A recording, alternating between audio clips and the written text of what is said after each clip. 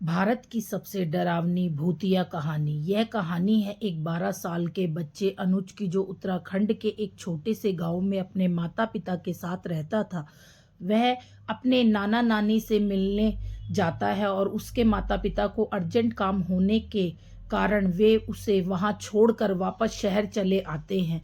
अनुज अपने नाना नानी के साथ रहने लगा। एक शाम को वह जंगल के रोड की साइड खेल रहा था। शाम होने वाली थी। उत्तराखंड की घाटियों की खामोशी को ठंडी हवाओं के झोंके चीरने लगे थे। अनुज घर की ओर जाने की सोच ही रहा था कि इतने में उसके पीछे वाली झाड़ियों में कुछ हलचल होने लगी, जिसने अनुज का ध्यान अपनी ओर खींचा। और वह बहुत ही डरावनी और मन को भयभीत करने वाली सी लग रही थी। और वह आवाज बढ़ती चली गई। फिर उसे झाड़ियों की ओर से एक सफेद कपड़े पहने हुए औरत उसकी ओर आते हुए दिखाई देती है, जिसका कोई चेहरा नहीं था। और अनुज उसके चेहरे को देखने की कोशिश कर रहा था, परंतु उसे उसका चेहरा दिखाई नहीं दे रहा था। उसकी डरावनी मुस्कान और उसकी बहुत अधिक डरावनी आवाज से अनुज के पैर वहां पर जम गए। अनुज डर के मारे वहां से हिल ही नहीं पा रहा था। फिर वह औरत अचानक से पीछे मुड़ी और झाड़ियों के अंधेरों में गायब हो गई। अनुज डर के मारे वहां पर खड़ा कांप रहा था। थोड़ी देर में वह होश में आया और घर की ओर भागने लगा। कुछ देर तक अनुज को अपनी आंखों पर और जो देखा उस घटना पर यकीन ही नहीं हो रहा था, और उसकी हालत खराब थी। रास्ते में चलते हुए वह सोच रहा था कि जो उसने देखा वह कैसे इसे बयां करेगा। फिर अनुज घर पहुंच गया और वह उसके साथ हुई घटना को अपने नाना नानी को बहुत अच्छी तरह से सुनाने लगा। उसके नाना नानी उस घटना को सुनकर हैरान होने के साथ साथ रोने लगे। अनुज अपने नाना नानी के रोने को समझ नहीं पा रहा था। कुछ देर बाद अनुज की नानी ने अनुज को खाना खिलाया और उसके नाना बिना कुछ बताए घर के बाहर चले गए। उनके रोने और नाना के बाहर जाने के बारे में अनुज को कुछ नहीं बताया। हालांकि अनुज ने अपनी नानी से बार बार पूछा था। कुछ देर बाद उसके नाना घर वापस आए और अनुज को गले लगाकर फिर से रोने लगे। उसके नाना ने उसे बताया कि जो उसने जंगल में औरत देखी थी वह एक छलावा है, छलावा की आत्मा, जो अपना रंग रूप बदल कर शिकार करती है। वह आत्मा ने गांव में बहुत सारे लोगों को अपना शिकार बनाया है और वह बार उसने तुम्हें शिकार के रूप में चुना है। वह आत्मा जिसे भी शिकार बनाती है उसे वह पहले ही दिखाई देती है। यह उस आत्मा की खूबी है।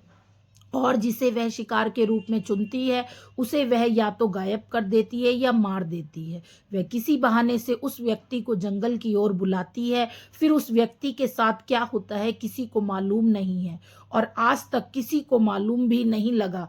जो व्यक्ति आज तक उस आत्मा के नजर में आया है वह बच नहीं पाया है, और अनुज उसका अगला शिकार होने वाला है। अनुज के नाना फूट फूट कर रोने लगे और वह अपने अंदर साहस पैदा करके अनुज को कहने लगे कि बेटा, तुम्हें डरने की कोई आवश्यकता नहीं है, क्योंकि मैं पास के एक तांत्रिक से लोभान लेकर आया हूं जो आपकी बुरे साए से रक्षा करेगी। और मैंने अपने मम्मी पापा को भी फोन कर दिया, वह कल आ जाएंगे और तुम्हें यहाँ से ले जाएंगे। यह कहकर अनुज के नाना ने वहां लोभान कमरे के कोने में जला दिया। लोभान जलाने के बाद अनुज के नाना ने कहा कि कमरे के अंदर जाने के बाद कुछ भी हो जाए पर दरवाजा नहीं खोलना। यह कहकर नाना ने दरवाजा बंद कर दिया और फिर अनुज अंधेरे कमरे के कोने में बैठकर रोने लगा। वह कमरे में बैठा हुआ सोच रहा था और उसे अपने नाना नानी के रिएक्शन को देखकर कुछ समझ नहीं आ रहा था, और जो उस आत्मा का हुआ हादसा था वह उसके दिमाग से निकल नहीं रहा था। उसके कानों में वह खौफनाक आवाजें गूंज रही थी और उसे बहुत ही डर लग रहा था। वह दिन होने का इंतजार कर रहा था। उसके ठीक 2 घंटे बाद दरवाजा खटखटाने की बाहर से आवाज आई। अनुज बेटा, अनुज बेटा, अब तुम बाहर आ सकते हो। अनुज बेटा, अब खतरा टल गया है, तुम बाहर आ सकते हो। अनुज बात को ध्यान से सुनने के लिए दरवाजे के पास चला गया। फिर उसे नाना की बताई हुई बात याद आ जाती है कि कुछ भी हो जाए तुम्हें गेट नहीं खोलना है। इतने में ही उसके कमरे में से बहुत गंदी बदबू आने लगती है। फिर उसने अचानक से पीछे मुड़कर देखा तो वह बदबू उसी लोभान की आ रही थी। अनुज बहुत घबरा जाता है और फिर वही गेट के बाहर से आवाज़ आती है और वह इसी डर से वहाँ पर बेहोश होकर गिर जाता है। अगले दिन अनुज के माता-पिता उसे वहाँ से लेकर ले जाते हैं और अनुज के नाना-नानी फिर चैन से रह पाते हैं। उन्हें ऐसा लगता है कि वे अनुज को मौत के मुँह से बचा लाए हैं। अनुज के साथ घटी उस घटना के बाद लगभग 1 साल बीत जाता है। अब अनुज उस सदमे से बाहर निकल चुका है, लेकिन वह फिर भी अपने नाना-नानी के पास नहीं जाता। हालाँकि उसका अपने नाना-नानी से गहरा लगाव है, परंतु उसके घरवाले मानते हैं कि वह अभी तक पूरी तरह से ठीक नहीं है। इसलिए अनुज के पिता गाँव जाकर वह लोबान लाते हैं, जिसे उसके नाना अपने घर में जलाया करते थे। अनुज के पिता इसे अपने घर में प्रति सुबह जलाते हैं।